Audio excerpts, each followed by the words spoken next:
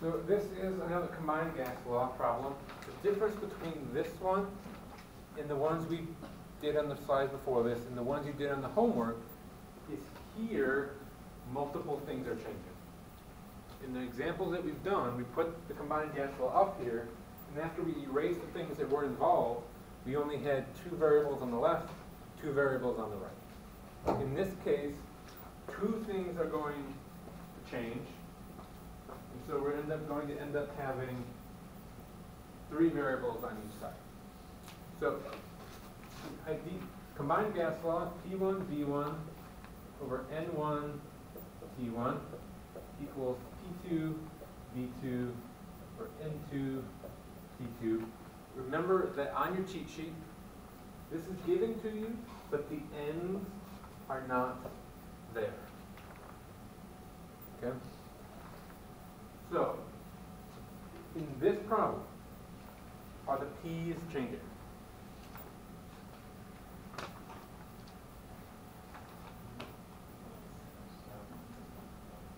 Yes. Pressure is up there, right? We have 2.75 atmospheres and 5 atmospheres. So I'm going to leave P. Is the volume changing? Yes. Volume is up there. Is N changing? Is N involved? No.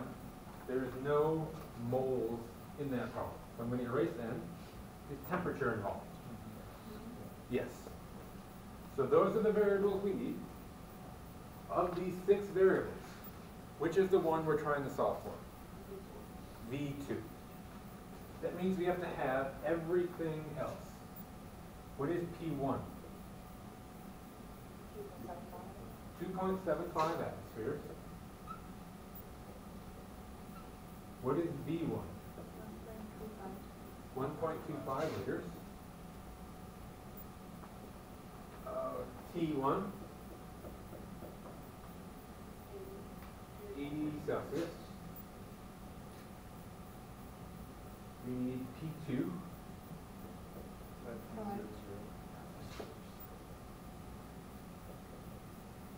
And T2.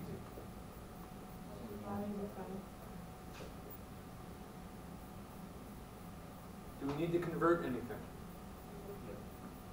Yes. So temperature. Temperatures have to be Kelvin. So what is 80 degrees Celsius in Kelvin?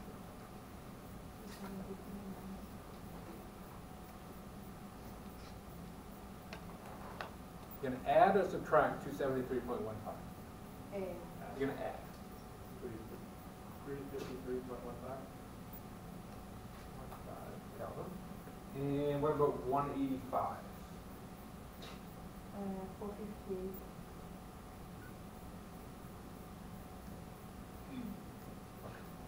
Now, do we need to convert anything else? Pressure? No. Volume? No. Remember, pressure and volume can be atmospheres per torr or liters or milliliters.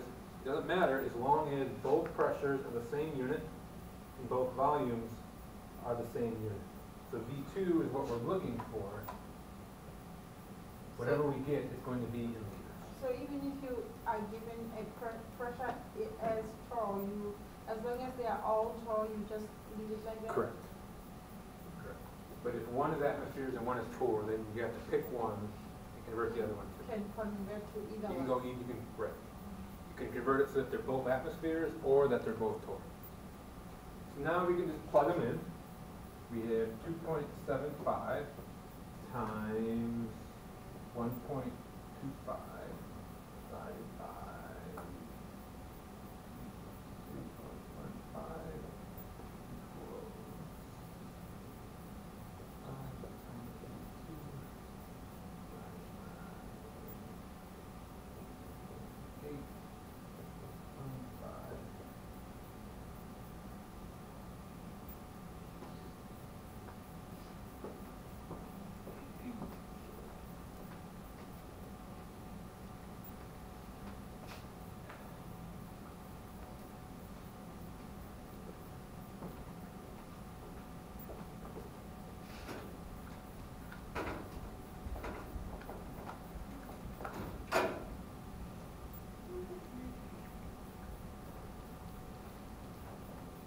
So when you do that math, hopefully you get 0.89 liters. Did anybody get there?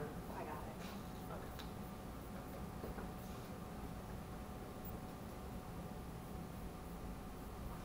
So that algebra is a little more difficult than what we had done.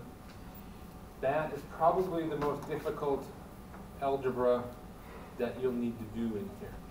If that is tricky for you, my suggestion is do as much of the math as you can to simplify it, then do your algebra. So you can do 2.75 times 1.25 divided by 353.15 and just get a number here. And you can do 5 divided by 458.15 and get a number times V2. That makes it easier for you to go with that. Does that make sense to everybody? All right. So, these are our gas laws. In the end, we put them all together and we got our combined gas law. Because we have that. If that equals that, mathematically, this whole thing must stay constant. And if that is the case, you can literally say PV over NT equals a constant. And that's going to lead us to another law. This is the ideal gas law. Okay? If we take that and say this equals a constant, and we call that constant R, we can just rearrange that formula to get PV equals nRT. Okay? PV equals nRT is an equation that if you go into science, is probably going to get stuck in your head for the rest of your life. Okay?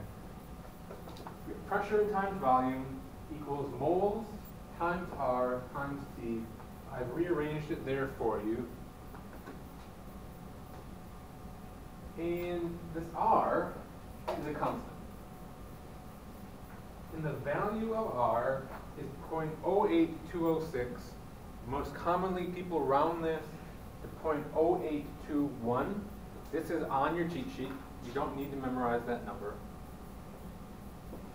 And it has a unit here. Liter atmospheres over mole Kelvin. And that unit is important. Because if we look on the cheat sheet, the value of R is the second thing on the cheat sheet. And there are 3 of them. Okay? It says 0.0821, but then there's also 62.4 and 8.314. The only difference is the units. Okay? The 8.314 uses kilopascals instead of atmospheres. The 62.4 uses torr instead of atmospheres. Okay? This is the only one you're going to need. And if you look at that, the fact that it has these units, these tell you what units you have to use for PV, N, and T. Liters have to be your volume. In this case, you cannot use milliliters. Atmospheres have to be your pressure. You cannot use torr. You need moles, and still you need Kelvin. Okay? You can't get up by with whichever one you want like you did with the combined gas law. So the difference between the ideal gas law and the combined gas law is type of a problem we're dealing with. Take a look at this problem. Without looking at the numbers or anything, what is fundamentally different about this problem against the ones that we had been doing?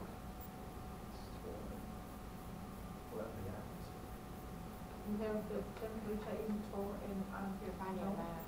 Bigger picture. Bigger picture. Even bigger picture.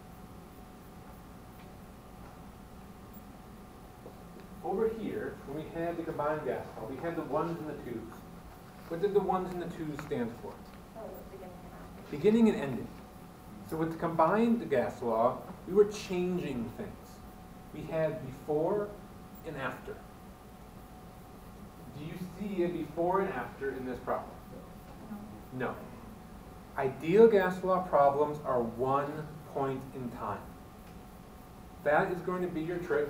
When you see a gas law problem on an exam, on the final exam, and you need to figure out, is this a combined gas law problem, or is this an ideal gas law problem?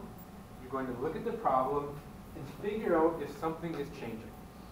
If something is changing, it's combined gas law. It's this big one.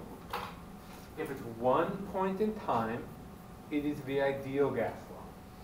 So here, we have what mass of oxygen gas will occupy a 6-liter container at 700 torr and temperature of 25 degrees Celsius.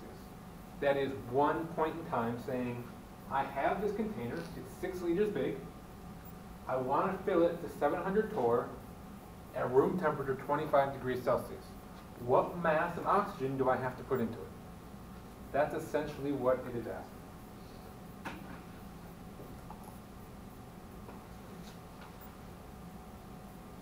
So you said what if something is changing is It's combined gas law? If it's one point in time, it's ideal gas law. So we have PV equals nRT. Looking at that problem, which variable are we trying to solve for? N.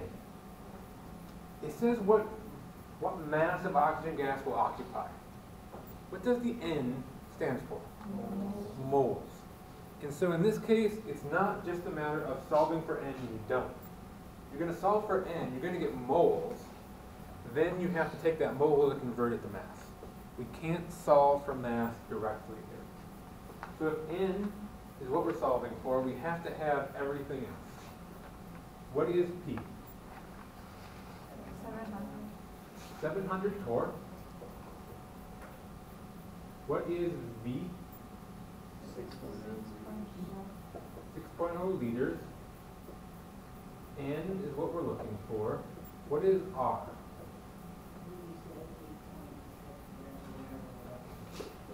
Point oh 08, whatever. And we're given that, right? Right, that is on the cheat sheet. And what is T? 25 divided by 760. 25 degrees Celsius. Are you not converting it to torr? Or, no, not the word Kelvin. Temperature will go to Kelvin. Oh. So, do we need to convert? Actually, let me go. Liter, atmosphere, mole. Do we need to convert our pressure? Yes. It has to be in atmospheres because our R value uses atmospheres. So what is 700 torr converted to atmospheres?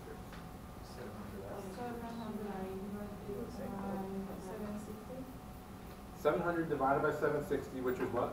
0.9. Just 0.9? Oh, okay, yeah. Right. Yes, yes. So, millimeters of mercury and torr are the same. Atmospheres are different. There's 700 torr equals 1 atmosphere. So we converted that to atmospheres. Do we need to convert our volume? No. No. We have our liters. Do we need to convert our temperature?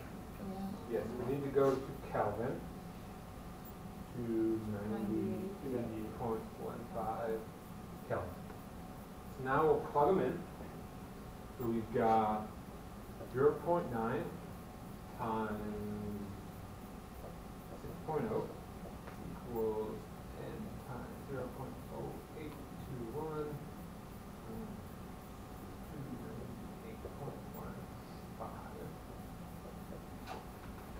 solve for n, what do you get?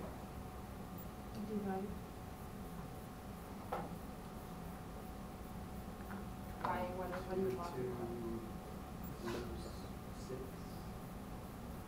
0.2206. Yeah.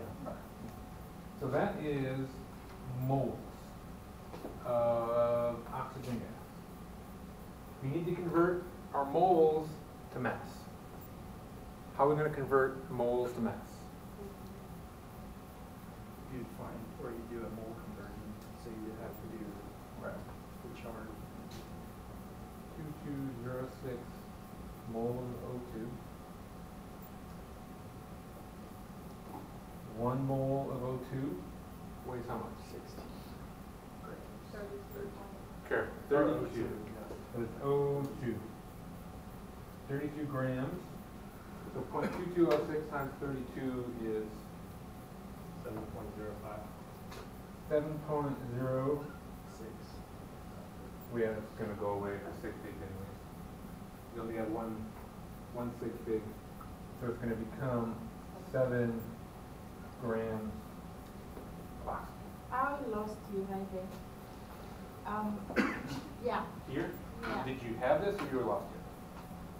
No, I thought we were going to multiply all that with the moles and then divide it with We the solved, other side. we solved for n. Right. So he did that math in his calculator. I don't remember who did it, but whoever did it did the math in their calculator. And so if you solve for n, It's just all. you'll get 0.9 times 6.0 divided by 0.0821 times 298.15 equals 10. I took these, divided them over here. And again, if it makes it more useful to you, you can multiply these two together to get one number, multiply these two together to get one number, and then the math, the algebra is a little easier. You just have to remember to isolate and to do opposites, and then you do it to every part of the equation. So hopefully, the answer up here is 7 grams. Yes? Oh, we have sig figure right. Where's the book did? Yay, Wiley.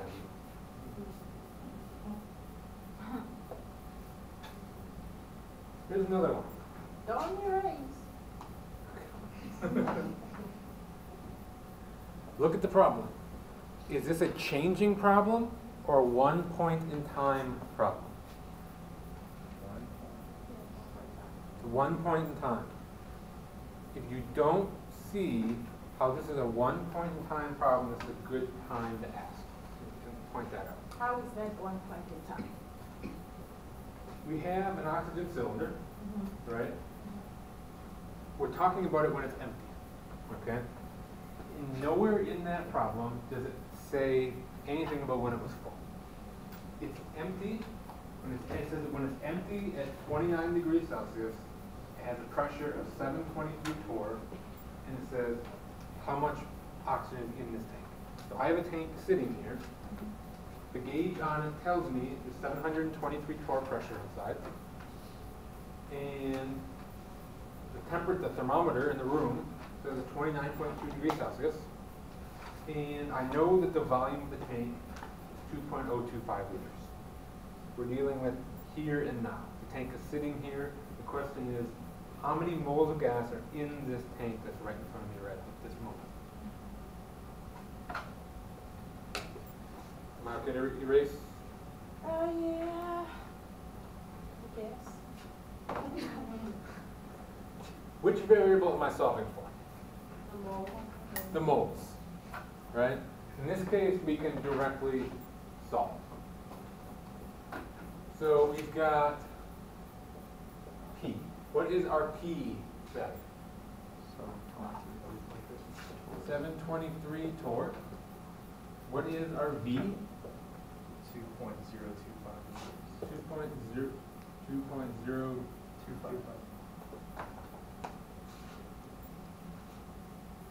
25 liters.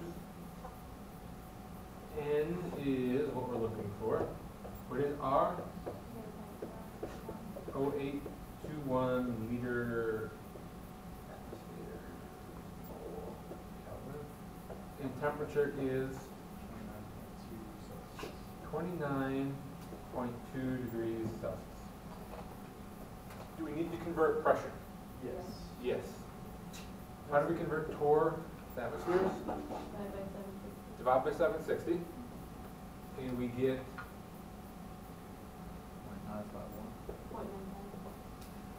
951 atmospheres. Do we need to convert?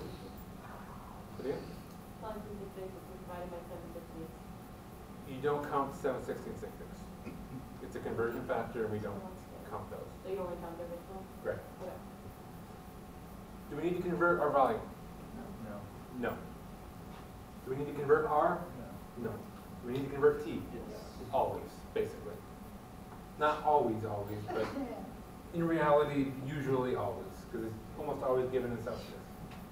What is this converted to Kelvin? 302.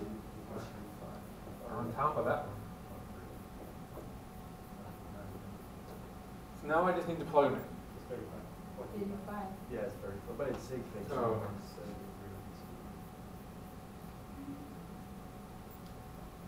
My suggestion for sig figs here is don't worry about them here, worry about them on your final answer. Get a final answer, then look at the problem and figure out how many you need. So we've got PV equals nRT, so we've got 0.951 times 2.025 equals n times 0.0821 times 302.35. We solve for that. We get n equals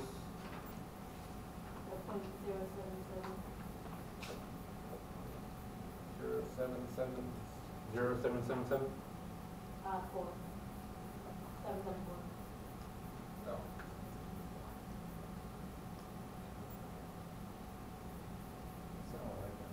Is 0.776. What's this? Yeah, that's what I got. Well, I don't, I'm not gonna mark off 777 or 776.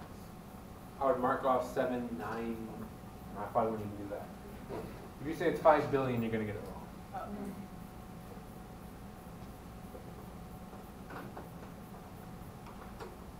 Okay, I think this is our last gas law. Okay? This is Dalton's law of partial pressures. In most cases, when we have a container filled with gas, it is not one pure gas. Air is a perfect example of that. What gases are in air? Oxygen, nitrogen, carbon dioxide, methane, all kinds of stuff, right? There's a little bit of a whole bunch of things. What Dalton's law of partial pressures tells us is essentially that each one of those different compounds acts completely independent of each other. And so what this tells us is that the total pressure of all the gases combined is simply the pressure of each type of gas added together. So if I have a tank that's full of oxygen and nitrogen, the total pressure in that tank is going to be the pressure of the oxygen plus the pressure of nitrogen. So if we can figure out or calculate the pressure of the oxygen and the pressure of nitrogen, we can figure out the total pressure in that tank. Go back. The type of problem you're going to see with this is a problem that asks you, or it tells you what is in the tank and maybe how many moles of each type of gas are in the tank, and then the total pressure in the tank, and you have to tell me what is the pressure of one of the types of gases. So, as an example, we're going to say the total pressure is 10 atmospheres. And in that tank, there is oxygen and nitrogen, and let's say there is 7 moles of oxygen and 3 moles of nitrogen. Then the question asks you, what is the pressure of nitrogen in the tank? Does anybody see, using that concept, not using that formula, but using that concept, how we can figure out the pressure of nitrogen in the tank? You just subtract the difference once you find the oxygen pressure. But can we find the oxygen pressure? That's what I'm asking. Percentages? What about percentages? I think you're on the right track. Unless you're just saying words. It has to do with percentages. So what you're looking for is, we don't know temperature, and we don't know volume, so we can't find the pressure of the oxygen. If we knew the pressure of the oxygen, then it would just be a subtraction. That's one way to use that exact formula. What can you tell me, though, about the relationship between how many moles of a gas we have and the pressure? Does more moles mean more pressure or less pressure? More moles, more pressure. You put more, we're putting more gas in, the pressure is going to be higher. So the way to look at it is whatever fraction of the total moles oxygen makes up, it's going to make up the same fraction of the pressure. So how many total moles do we have? 10. There are 7 moles of oxygen, 3 moles of nitrogen, so there are 10 moles total. How many moles of oxygen do we have? 7. 7 divided by 10 is 0.7, or 70%. If oxygen makes up 70% of the moles, it's going to make up 70% of the pressure. So what is 70% of 10 atmospheres? 7 atmospheres. 10 atmospheres times 0.7 equals 7 atmospheres, and that's the pressure of the oxygen. So the type of element doesn't matter? Nope. Pressure of oxygen. So we wanted nitrogen. We could have just done 3 moles of nitrogen divided by 10 moles equals 0.3. So pressure of nitrogen is how much? 30%. 3. So 3.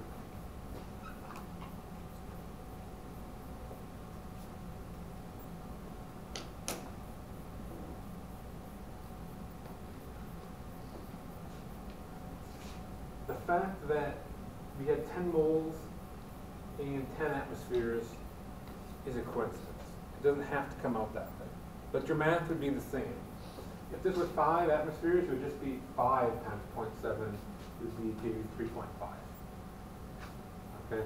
You'll see one of these on Canvas. If you can't do the Canvas one, make sure you ask. Okay?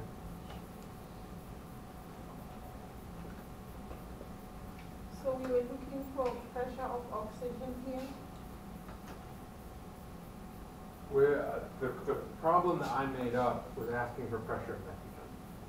So it was 3 divided by 10 is 0.3. And we took that 0.3 and multiplied it by 10. Okay, so 0.3, that was the pressure of nitrogen? Point, Because you added 0.3 was oxygen. what percent of the moles nitrogen makes up. Okay, so you don't have to add oxygen of the same element. I mean, mole of the same element. I'm not following. You saw you added 3 moles of nitrogen and 7 moles of oxygen? To get to 10. Okay, so that's what I'm saying, like, they don't have to be the same, of No. the same element. This is total. 10 moles total.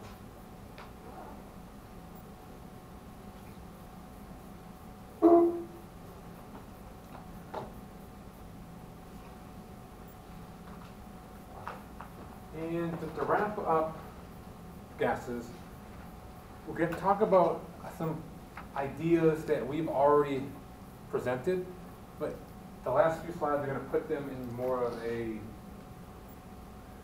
I guess, official sense. This is called the kinetic molecular theory of gases. It takes what we've talked about and explains why these laws are what they are. And we've already talked about most of these. The first postulate of the kinetic molecular theory says that gases are made up of small particles and they're far apart. You knew that. Gases are made up of molecules or atoms.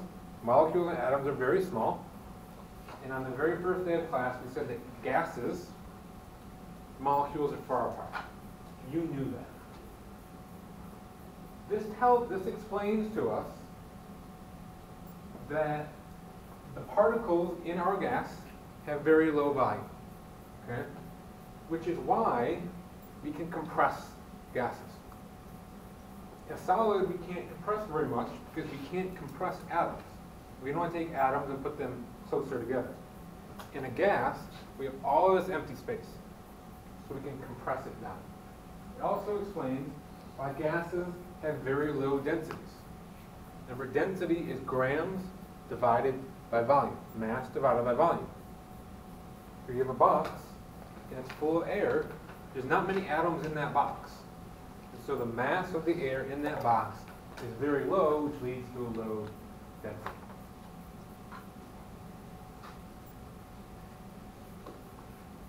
The second is that each molecule or atom of gas behaves completely independent of each other. They fly around completely independent of each other. They may hit each other and bounce off each other, but they are not a unit. They are not a crystal. They're not a chunk. They're not stuck together. They are completely independent of each other. When they're flying around, they are not attracted to each other. They are not repelled from each other. They fly completely independent until they hit each other. And when they're flying around, they're flying very fast, and they fly in straight lines, so they don't make S shapes trying to avoid each other. They fly in a straight line until they hit something, and then they bounce off. Think about pool balls, okay? They go in a straight line, unless you can spin them, but can't put English on a molecule. So pool balls are going to go straight lines until they hit a wall, or they hit another pool ball, and then they'll bounce off. We say that when they hit each other, collisions are perfectly elastic. So anybody who took physics, remember what an elastic collision is. Does that mean when energy transfers back? It means that no energy is lost. Yeah. So a perfectly elastic collision means that two things hit each other, and when they bounce off, they have the exact same speed that they had when they hit. Okay? Imagine a pool ball hitting a thing of jello. When it bounces off the jello, is it going to have the same speed that it had when it hit? No, it's probably going to be moving slower, right? That would be an inelastic collision. Inelastic, like a car accident. They hit, they crumple, and then they go apart. So they don't disperse their energy when they bounce. That's why they keep moving. Does that make sense? It's okay. So, say it again. Oh, well, I was saying like, that's why they keep moving, because even if they hit something, they don't completely stop. Correct. That's why, I mean, think about it. We said temperature was a measurement of kinetic energy, right? So if it was, the collisions between them are inelastic, temperature would slowly drop, right? And so if all the molecules in the universe are constantly hitting each other, losing energy, eventually the universe is just going to stop.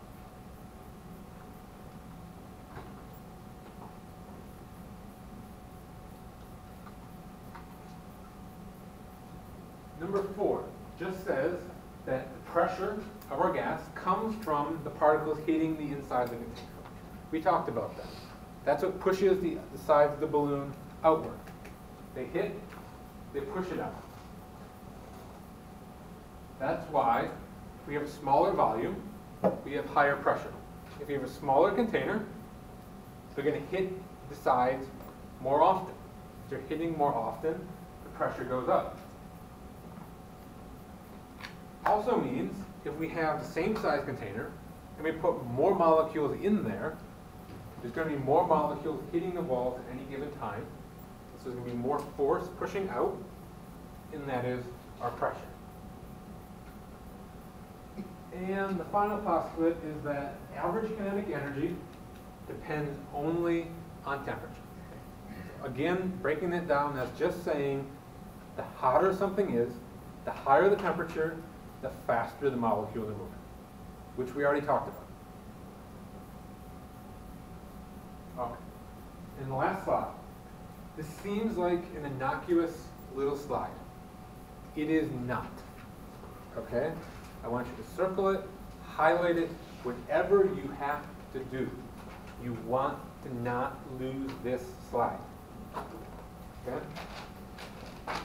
The kinetic molecular theory works with the assumption that we have those ideal gases. We said the ideal gases are things that exist in a perfect world, even though that perfect world doesn't exist. But real life is very, very close to that perfect world. But it is not perfect. In reality, the collisions between our molecules are not perfectly elastic. So, little by little, energy is being lost and transferred between molecules. Also, there are attractive forces between molecules. And so, imagine we had two molecules in an ideal gas. They would fly right past each other, and if they didn't hit, they don't even know the other one's there. But in reality, there is some attraction. And so if they're flying by, they're going to act like planets. It's going to be essentially like gravity, coming together, and they're going to kind of curve a little bit. Okay? There is some attraction between them. At normal conditions, room temperature conditions, those are basically negligible. But if you have very, very high pressure, the molecules are very close together all the time. And so those attractions add up. Also, at low temperature, think about it. Gases contract, they shrink at low temperature. So as they shrink, those molecules are getting closer and closer together. They're spending more time together. And so those very, very small attractive forces add up over time. Okay? Don't forget these. Questions about gases? Okay. So then we're going to move on to our liquids and solids.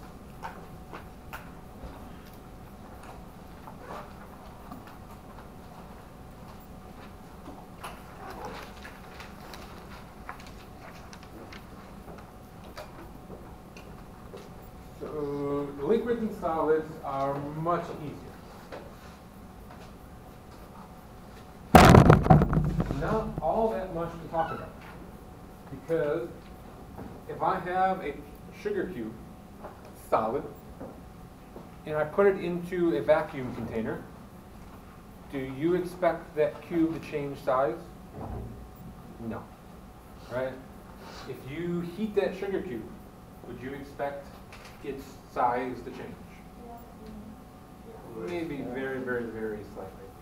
But not our gases. Right? With our gases, we got very big changes. The sugar cube size may change a tiny, tiny bit, and it's so slight that in this class we don't care. So we have liquids and solids. We have a solid cat and a liquid cat. Which one is the solid cat? Well, why the one on the right? It's not dead. Definite shape. It is rigid.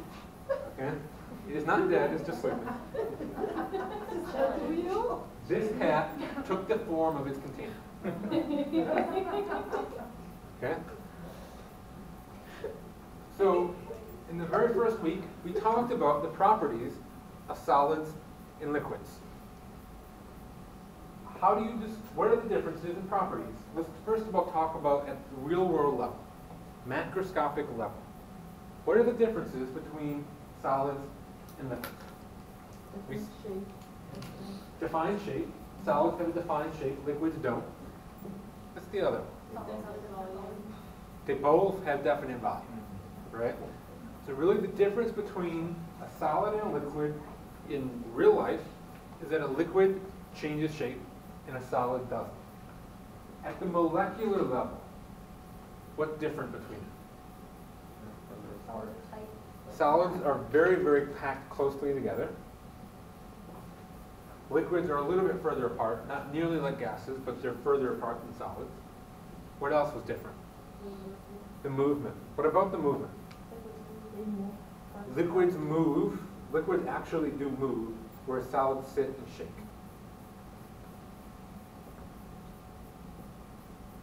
If I had a glass of water, and I set it on that bench, and we came back next week, what would you tell me was going to happen to the level of the water in that glass? It would go down. Is it boiling in here? Is it at the temperature of boiling in here? No, it's not. You know liquids evaporate even though they're not boiling. Okay? Liquids and gases will form what we call an equilibrium. An equilibrium means you have two different processes going on. Here we have liquid going to gas, and gas coming back to liquid. In terms of our glass here, what would the process of gas to liquid be called? Condensation, right? We have evaporation and condensation. So we have two processes, the direct opposite of each other, right? So these two processes would not be at equilibrium if we have condensation and freezing. Those are not opposite of each other. Evaporation and condensation are opposite of each other, and they're happening at the same rate. That means that liquid is becoming gas at the same exact speed that gas is becoming liquid. And so to the naked eye, the amount of liquid is going to stop changing. Okay? So, here is a flask. We've got a cork in the top, and there's water in it. When we first start, we have water, and we have no water molecules in the gas phase. Eventually we get one of them. Then we get two, then we get three, then we get four, but from there on out, we never have more than four. These molecules, once they come up here, they're flying around. But what do you think is going to happen if this comes down, it hits that wall, and then it bounces down here? What's going to happen to that water molecule? It's going to attach to the water. It's going to attach to the liquid. So when the gas molecules are flying around and it hits the liquid, it goes back into the liquid. And so if you have just one molecule bouncing around, it's not very often that one of them is going to hit the liquid. But the more gas molecules you have flying around, the more often one's going to hit the liquid. And so eventually, you're going to have enough of them flying around that one's going to hit the liquid at the same rate that one comes out of the liquid. And so at that point, for every one that goes down, one's coming up. And so you're always going to have four in the gas phase, but they're not going to be the same four. The ones in the liquid and the ones in the gas are constantly going back and forth between them, but at any given time, there's only four up here in the liquid. And the pressure that is formed up here, so in this flask where we have four water molecules up here, there's going to be a pressure up there. We now have water vapor gas up here. And if we have a gas, gas is going to have pressure. The pressure at which this equilibrium is reached, where the water is going, the liquid is going to the gas, the same rate the gas is going to the liquid, is called the vapor pressure. Okay? So the liquid is going to evaporate until you hit the vapor pressure. Once you now have the vapor pressure up here, it's going to look like the water stops evaporating. So, in this case, put a stopper on it, we hit the vapor pressure, and the liquid is no longer going away. But if I set that glass out here, we come back a week later, you said it's going to be gone. Why didn't it hit vapor pressure and stop evaporating? It wasn't closed. Why isn't closed important? Because it maintains the pressure inside the... It maintains the pressure. And so if we don't put the cap on, the container is the universe. And so the water in our glass is going to evaporate, trying to get the entire universe to the vapor pressure of water. And our little glass is never going to accomplish that. So it's going to completely evaporate. Boiling point is just a magical little temperature where the vapor pressure equals the external pressure. Okay? This is a graph. On the bottom we have temperature in Celsius. On the Y we have vapor pressure. If I take that glass of water and it's warm, would you expect it to evaporate faster or slower? It's not boiling, it's just warmer. Faster. It evaporates faster because as you heat something up, as you heat a liquid, its vapor pressure goes up. Okay? So here we have methane, methanol, and water. The boiling point of water is 100 degrees Celsius. That is at 1 atmosphere pressure, which is atmospheric pressure.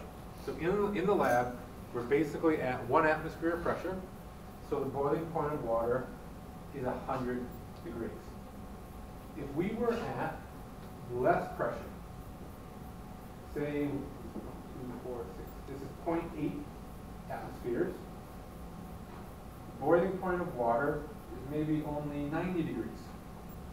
Has anyone ever lived in the mountains? Did you ever have to follow the little at high altitude directions on the brownie box? The brownie box? Maybe you didn't like brownies, but did you ever have to change your cooking because you're? Oh yeah. Yeah. How can you use this to explain that?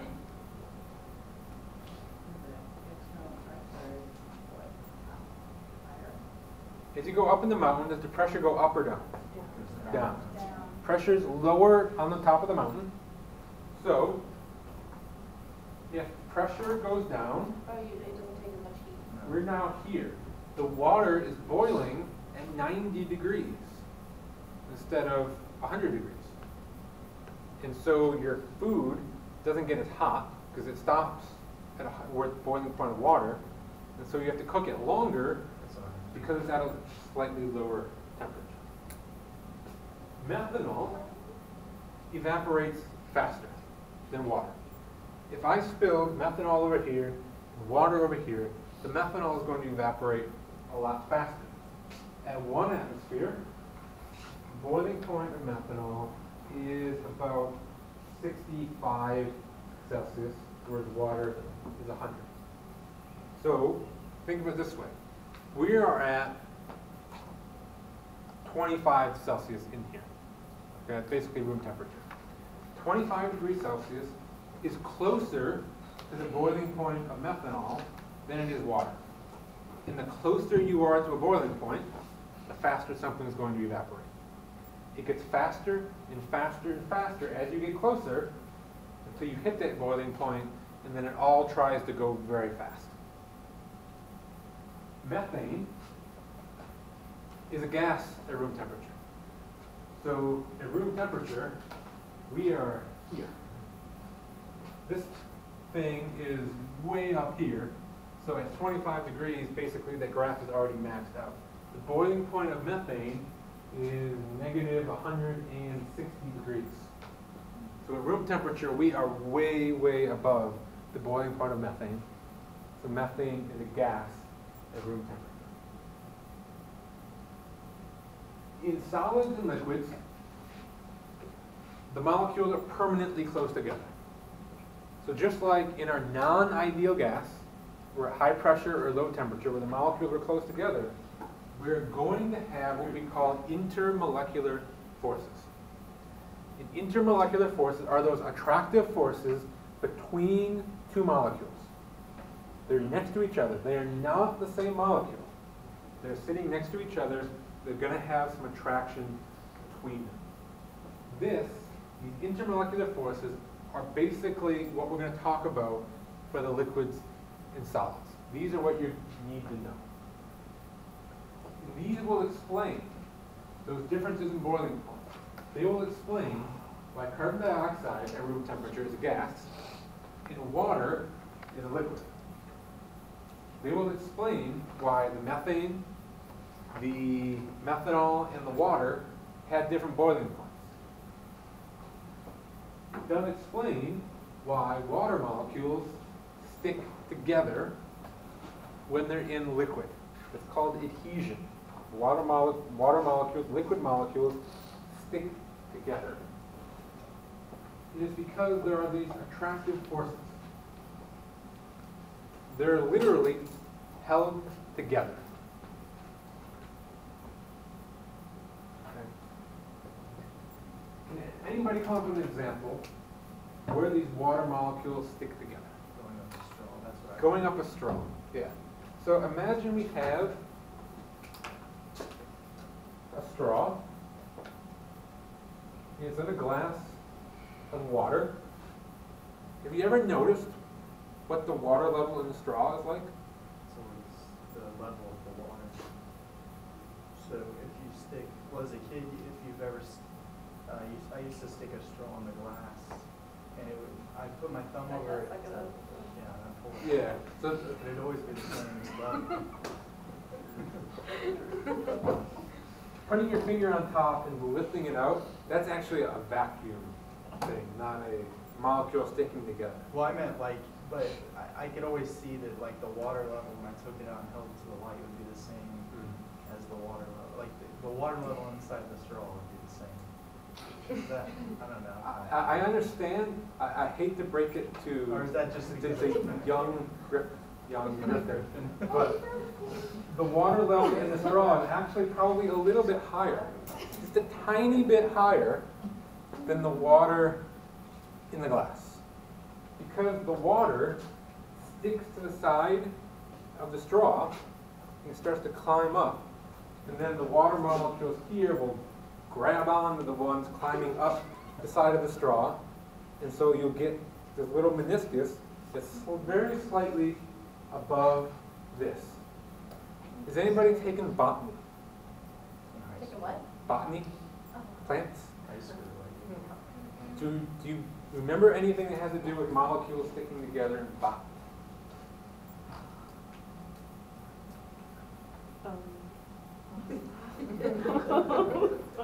isn't that when plants, I don't know, when they absorb water or something? So, It's been a few years. got ground, okay? And you've got a tree trunk. And down here we've got roots. And then we're just going to make a very bare tree, and we're just going to have one little leaf. Well, a candle, but it's a bald tree, okay?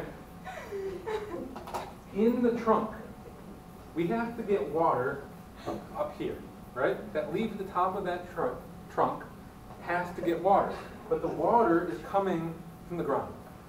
So inside that tree, inside that trunk, are a whole bunch of capillary tubes, okay? Capillary tubes are basically very, very, very narrow straws, okay? The same thing that makes the water come up here in our straw makes the water come up this capillary tube. But the capillary tube is so small, it's basically just a few molecules wide, they can actually climb all the way up. Okay? And so what we end up with are water molecules coming all the way up this capillary tube to the very top of the tree. But what does that leaf need other than water? Well, think about chemistry type stuff.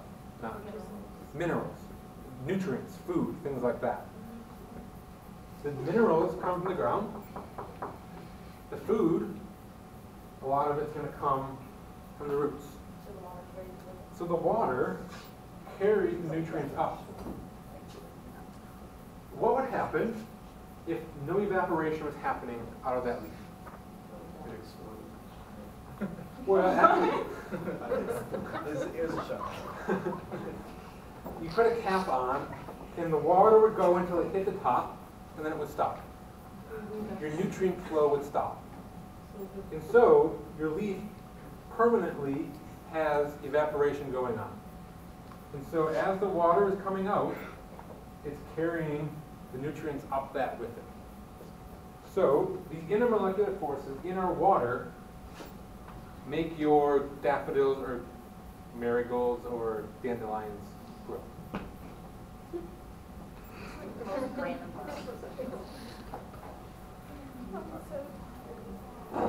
There are 3 types of intermolecular forces. Okay? We have London dispersion forces, dipole-dipole forces, or what we're going to start to call them are just dipole forces, and then hydrogen bond. We're going to talk about each one. London dispersion forces are the easiest to remember, but conceptually, what the theory behind them is the most complicated. Okay? You don't need to know the theory, but knowing the theory is going to help explain some different things. So here we have 2 atoms. Okay? We have a nucleus in the middle, then we have the electron cloud outside of the nucleus. Those electrons fly around that nucleus, inside that cloud. They fly around randomly, though. They're not in the neat little orbits. They're in orbitals where they're flying around randomly. Because they're flying around randomly, at any point in time, they don't necessarily have to be equally distributed around that nucleus. We can have slightly more on the right side of the nucleus than we have on the left. Do you see how the cloud is kind of bulging here? So if we have just a slight difference, it gets a little bulge. If we get a larger difference, it gets more and more oblong. And as we get more and more oblong, we now have many more electrons over here than over here.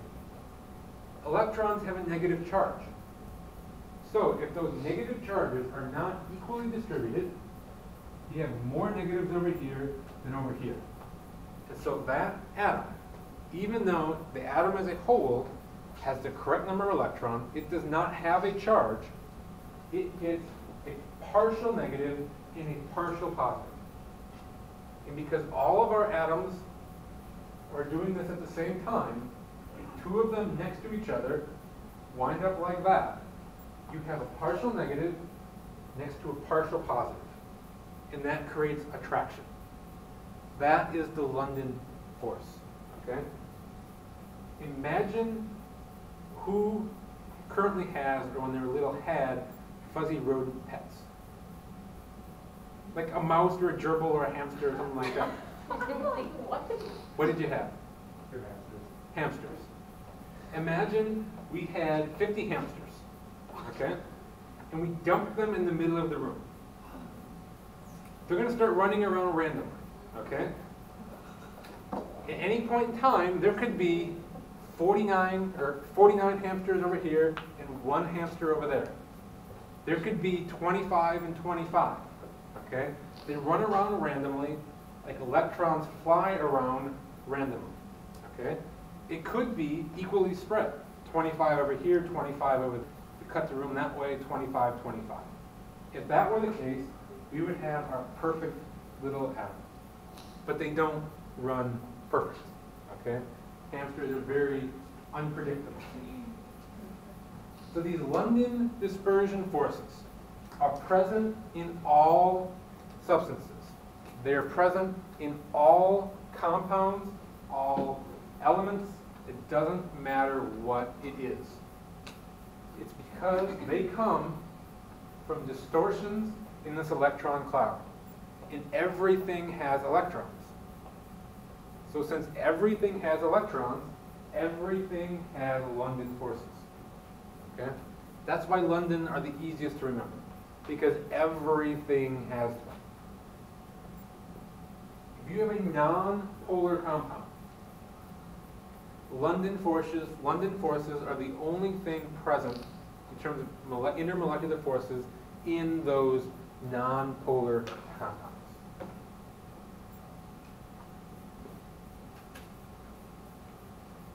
The larger the electron field, or the larger the electron cloud, the more distorted they can get, and so the larger the London dispersion forces.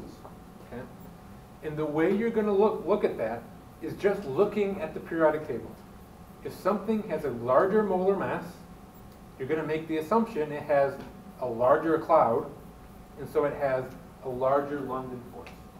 So, if I just told you, asked you which has larger dispersion forces, boron or carbon? Carbon. Carbon is heavier, and so carbon has stronger London dispersion forces. Okay?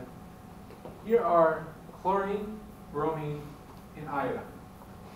We have chlorine, bromine, and iodine.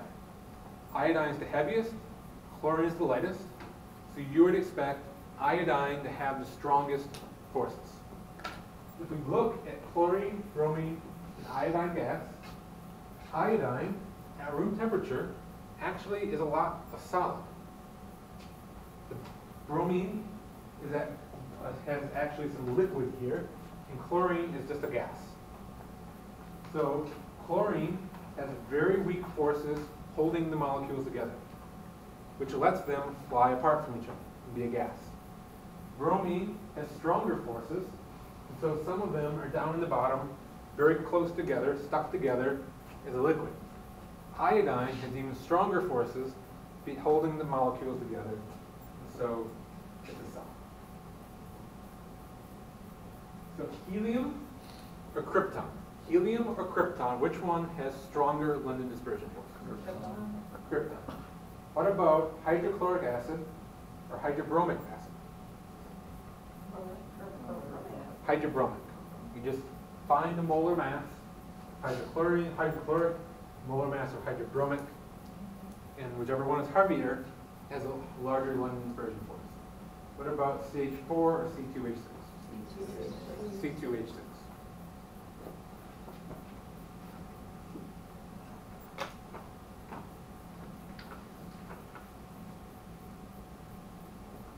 What about methane or SiH4? Why SiH4? The only difference, they both have 4 hydrogens. This one has a carbon, this one has a silicon. Silicon is heavier than carbon, so SiH4 must be heavier. Okay, that's London. Remember, everything has London forces. We're going to move, let's take a break here. We'll start at, do you want a 15-minute break or just 10? 15. 15? Yes, please. Okay, we'll do 15. We'll start at 7:30.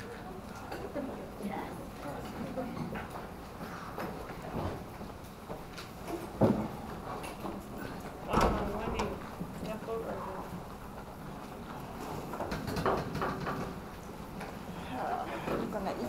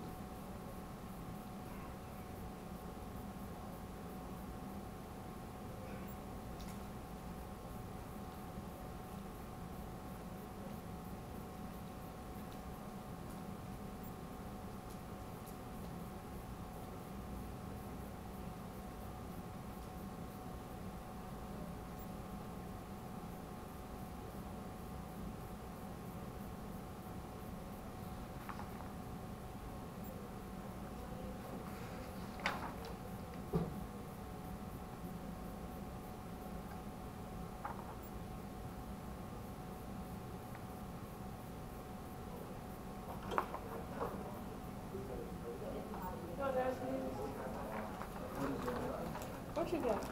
I went about you. You got drinks in the other machine? You want the rest of this? Yeah.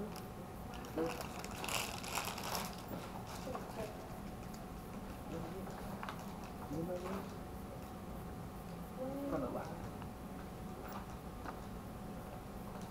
I don't know. I don't know.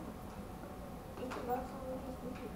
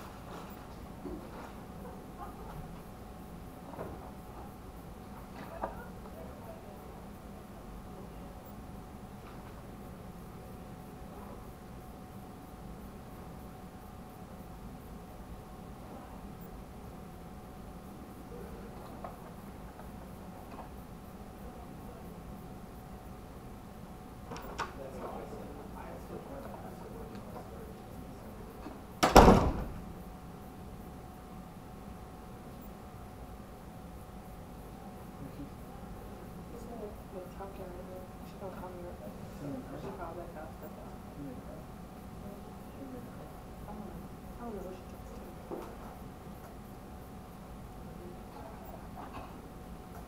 She was like, Susan, me? Oh, we need a key. He was going, oh, I'm going to give it to you. Are you the Christian?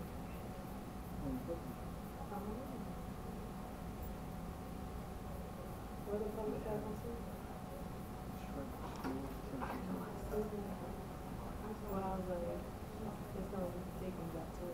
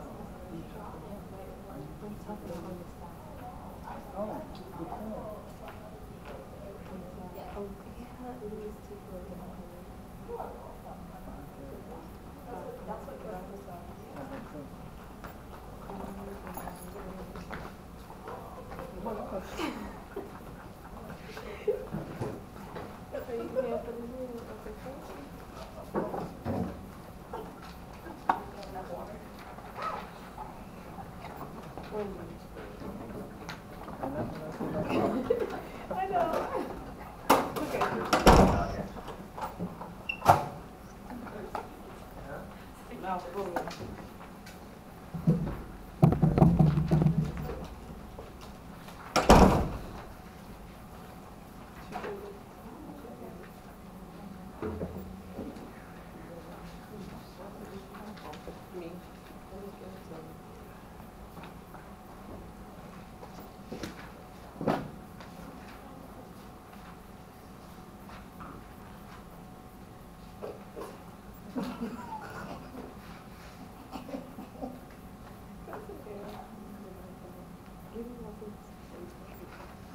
Just text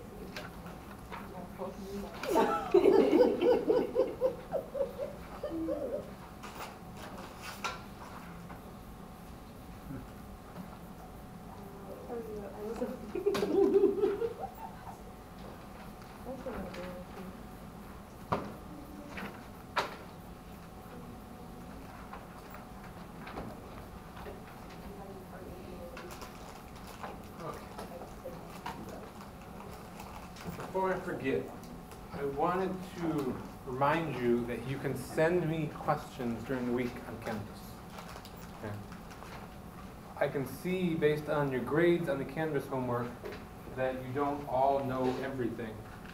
And if you don't all know everything, I should be getting questions. Okay? Because you know that, especially the exam, but also the quiz to a degree, is based off that Canvas homework. And so they really use that Canvas homework as your guide to know how well you know this stuff. And if you get a question wrong on Canvas and you don't know why, and you don't feel like if you got the same question with different numbers again, that you could do it, ask me. Okay? I would love to get so many questions from people that I have to get annoyed and tell you stop doing that. Okay? That doesn't happen though. I've been averaging like 3 or 4 a week. And that's not nearly enough to be annoying. Okay? So don't feel like you're going to bug me by sending me an email. Okay? You're not going to. If you have a question, email me. Sometimes it's not easy to say it on the email. Right. What you can do is, if you've done some work, take a picture of it and send it to me and say, what am I doing wrong? Or this is what I've done, I'm stuck here. Okay? The questions that I don't necessarily like getting, and the ones that you're not going to like the answer you get back, are the ones that say, how do I do this? Okay? You have to give me something. Okay? You have to say, I don't understand this word. Okay? Or what is an atmosphere? Something that's preventing you from doing that problem. Okay? Because I'm not going to just break down the entire problem because you said, how do I do this? For sure I did that yesterday. But what you said back actually helped me. Right, but I didn't tell you what to do. Which is probably not the answer you were looking to get. I got it right though. Okay. But I didn't tell you how to do it. Yeah, but sometimes you're like, Wendy, you are probably looking at this too deep. And I'm thinking, oh my goodness, that's not helpful. I'm like, I still don't have an answer. In those situations, I think we have worked those out, haven't we? Yes. We did. So we've got London forces. The London forces were our first ones. Everything has London forces. Okay? The type of problem you're going to be asked here is, given a molecule, which of these 3 forces are present? Okay? Everything has London. So you already know if it exists, it has London. The next are dipole forces, or just dipole forces. Dipole forces exist between polar molecules. So do you remember on our molecular shape drawings, it says indicate the molecule's polarity. And you have to say polar or nonpolar. That's what this is talking about. If on a molecular shape you would say polar, it has dipole forces. If you would say nonpolar, it does not have dipole forces. So here we have 2 molecules. This is SO2, I believe, sulfur and the 2 oxygens. Because those bonds, the sulfur-oxygen bonds, are polar. And they're polar because you're 2 different elements bonded together. You have two different elements bonded together, it's polar. The molecule as a whole is polar because it's not symmetrical. Do you see it as not symmetrical? We have more negatives over here, we have more oxygens over here, more sulfurs over there. That is not symmetrical, and these are polar bonds, so the molecule is polar, and so it will have dipole-dipole forces. Just like with our London dispersion forces, we have partial negatives and partial positives, and if molecules line up right, we have a partial positive next to a partial negative, and so we get attraction. But with these polar molecules, these partial negatives and positives are permanent. So every single molecule of SO2 in your sample has partial negatives and partial positives. With the London dispersion forces, they're very temporary. They're there, then they're gone. They're there, and they're gone. So at a given point in time, only a fraction of the molecules in that sample actually have London dispersion forces. Okay? But with dipole forces, they're permanent. So they are always there. So even though the attractive forces between two molecules for the London and the dipole may be the same, for all of the molecules combined in your sample, the dipole forces are stronger because every molecule has them. So SO2 is polar, it has dipole, and it has London. They are not dependent on each other. So that one are SO2. Does that have dipole forces? Yes. This is CH2Cl2. Looking at that, would you say that has dipole forces? Yes. Why? It's polar. It's polar. How do you know it's polar? It's not symmetrical. It's not symmetrical. Okay. Can you define symmetry? I always get confused with that. If we draw a line through here, are there the same number of greens in the bottom as the top? No. No. Are there the same number of whites on the top and the bottom? No. No. So it's not symmetrical. The top and the bottom are not a mirror image of each other. Could you look at just that, just the formula, without that, and tell me whether it was polar or non-polar? Oh, because it's different elements? There are different elements there. You have a carbon and a chlorine, and so if carbon and chlorine, those are polar bonds, and there's no way CH2Cl2 can be symmetrical. What about PCl3? Does that have dipole forces? Yes. Before I explain why, let me move on to D. Does that have dipole forces? I say yes, but you're not saying. It's no. Symmetrical. What's the difference between C and D? Position. Right. In this one, it's kind of hard to see because the green ones are so big, but they're pointed down a little bit. And so there are green ones, more green on the bottom half than there are on the top half. This is a trick question. Did you never see that one? Because I feel like that was. No, I would never. I might give it to you in a picture form, and then you'd have to know. But if I gave you that, I mean, you'd have to go through the steps, and you could draw your own picture, but I wouldn't do that to you.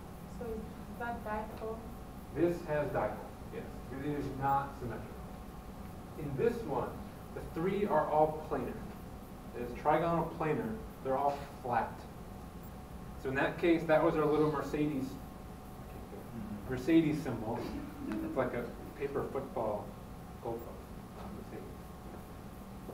But it's symmetrical.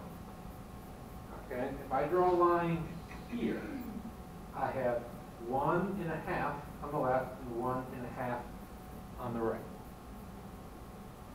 So that does not have dipole I guess forces. what I Would get you not confused have the same here No. on the PCl3? No, because here, they are down. So if you looked at it from the top, it would look similar to that, and you could draw that symmetric. You could draw that line and you would get 1.5 just like here. But with this one, if you turn it like that, you're looking at it from the side, and you cut across, you're going to get the bottom half of each. With this one, if you cut across here, you're going to get more green on the bottom than the top. So that will not be dipolar? This one does not. That one does. Why can't you cut that one vertically? See? Yeah. If you cut that one vertically, it would be symmetrical. But if you Right. cut it horizontally, And you cut A horizontally, B horizontally, C horizontally, and then you cut D vertically. you can cut in any direction you need to. If there is one direction that is not symmetrical, it is polar. Okay. So A, we could cut it like that and it's symmetrical, right? But because we can cut it that way, it's polar. Yeah. There is no way that you can cut D and it's not symmetrical. Wait, what if you cut like in the middle and then you have the one at the top and the two See, on on D, D on D? how are you cutting? I don't know if this is accurate. Cut like, it. like that. Well, it's like slanted, if the picture is slanted. Yeah. Or like, Yeah, I think it's what she's pointing. Trying to cut off This is, it's an angle, yeah. and so in this case, if you cut there, Oh, okay. it's not. I see. But you have to turn it so it's flat. Either flat that way or. Okay, I get it.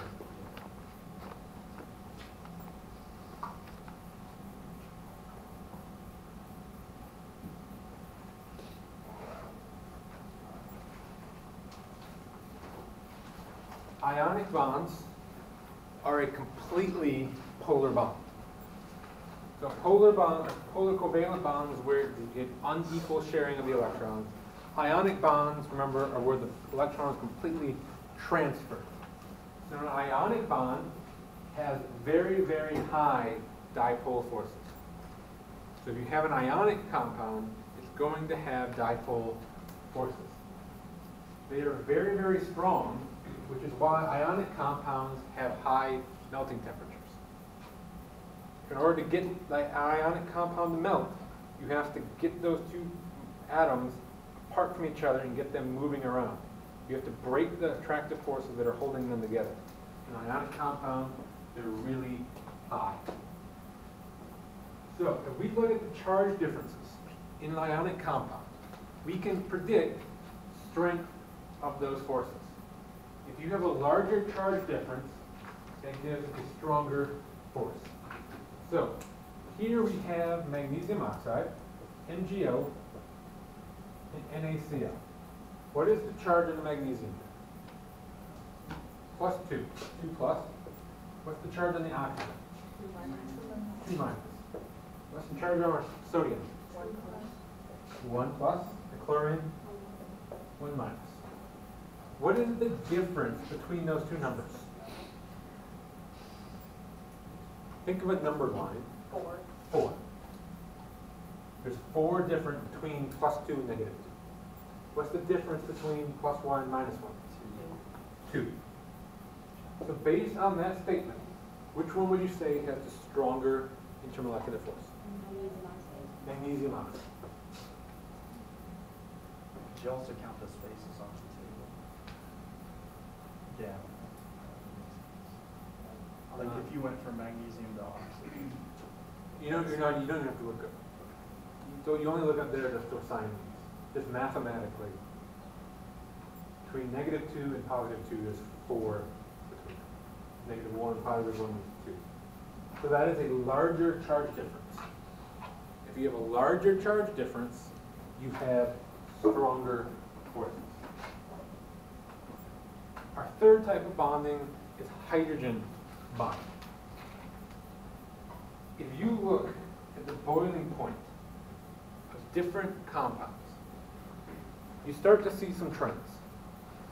In general, the heavier things are, the higher the boiling point. I mean, think of it. You have to get something to fly up in the air. You have to put more energy into it if it's heavier to get it to fly. As you get more and more polar, you get higher boiling points because the dipole forces go up. You have to pull them apart to get one to fly away. But you see some molecules that really stand out.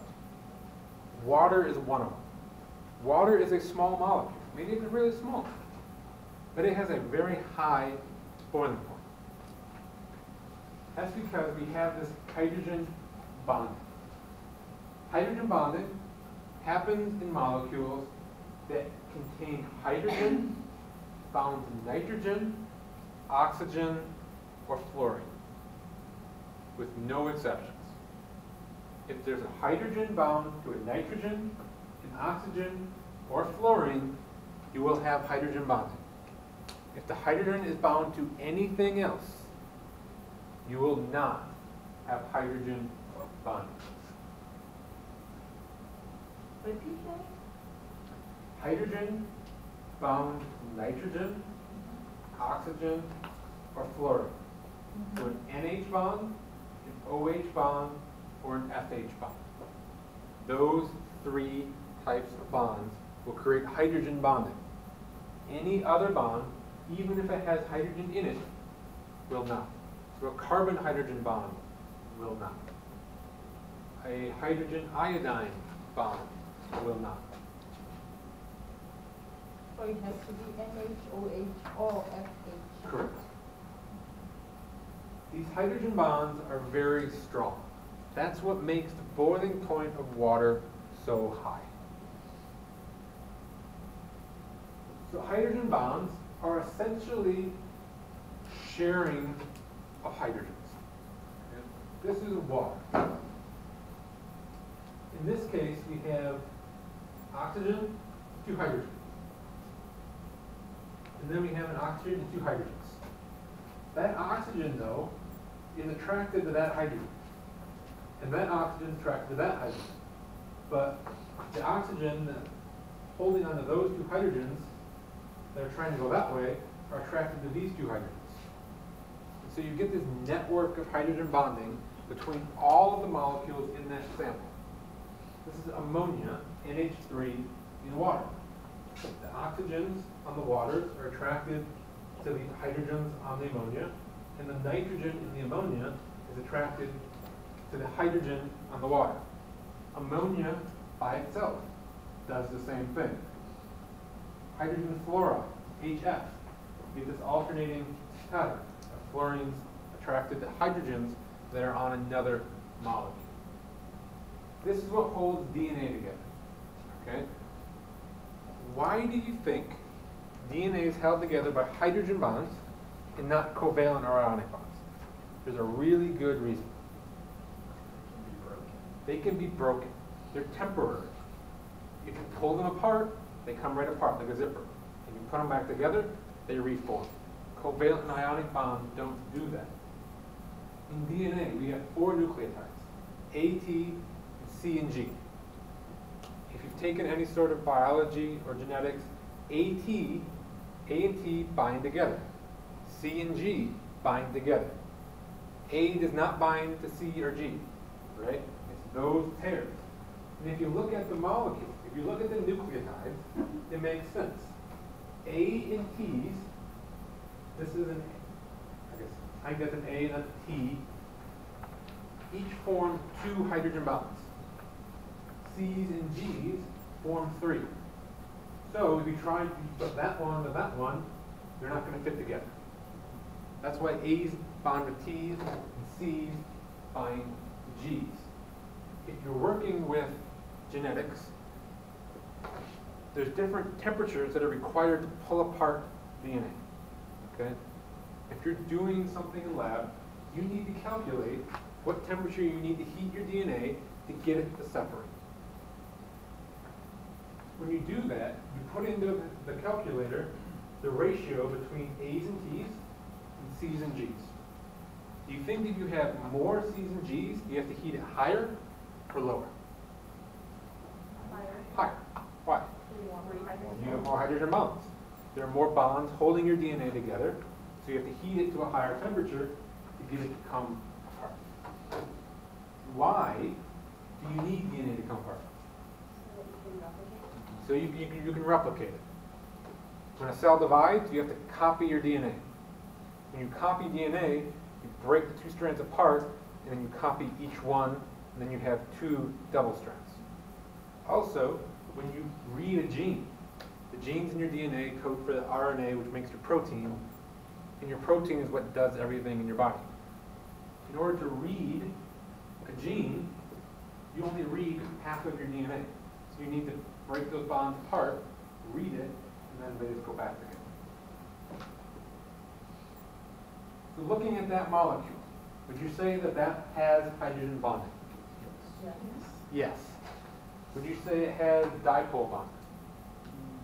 Yes. Yeah. I mean, if you look at that, there's really no way that you can make that and have it be symmetrical. Does it have London forces? Yes. Yes. Everything does. Does that have hydrogen bonding? No. No. That's one that you can't tell and look at it and tell whether it's polar or not. So we'll skip it. Does that have hydrogen bonding? Yes. No. It doesn't. There are hydrogens, and there's an oxygen. But the hydrogens are bonded to the carbons. So you have to look at what the hydrogens are attached to. What are the slashes? Those aren't bonds? No, I guess I see hydrogen. I see hydrogen. So really, the better way to draw it, like that. Oh. So in that case, the hydrogens are on the carbons. The carbons are bonded to the oxygen. Carbon-hydrogen is not hydrogen bonded. Is that a thing? Like, does that have a name? That would be ether, methyl ether. Yeah. If you saw something like that and you were questioning whether that hydrogen is bound to the carbon or the oxygen, you could ask me. And I would tell you. That way you can make a decision whether it's hydrogen bonding.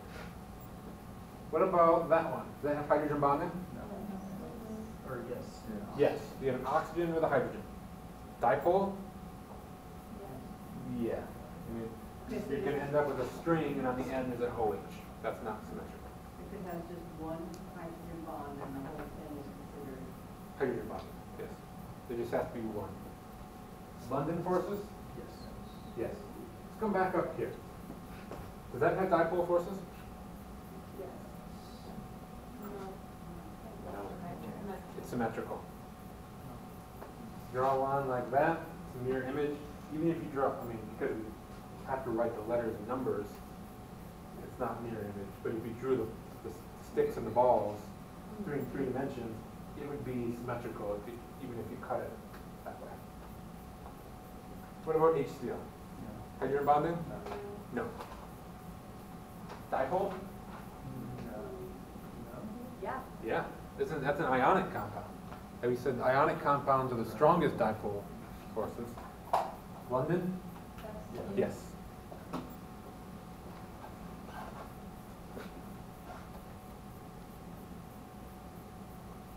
So, all of our molecules have London. A subset of them are polar, so they have dipole-dipole. And then a subset of our polar molecules will have hydrogen bond.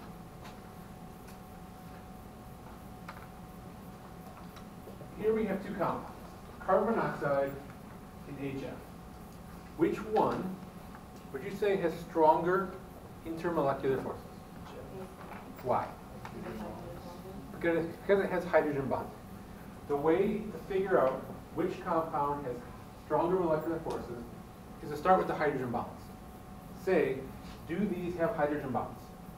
In this case, does that? No. Does that? Yes. If one does and the other doesn't, the one that has them always wins.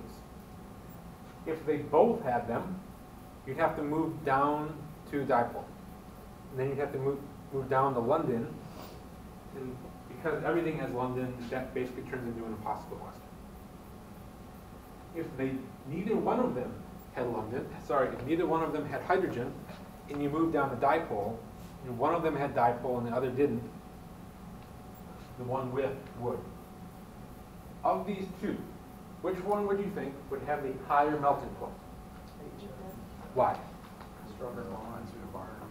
Stronger bonds means there's more force to pull them apart. Which one would have the higher boiling point?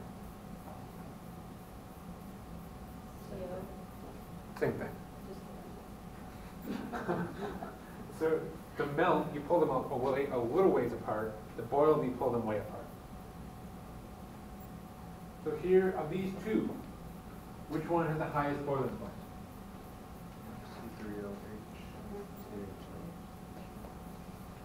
Does that have hydrogen bonding? Yes. Does that have hydrogen bonding? Yeah, no, I'm sorry. No. So this one is stronger. What about these two? Does that have hydrogen bonding? No. Does that have hydrogen bonding? No. Does that have dipole? Yes. Yes. Does that have dipole? No. So which one has stronger forces? That one. Hydrogen? No. Hydrogen? Dipole? Yes. Yes. Dipole? No. No. So CO is stronger.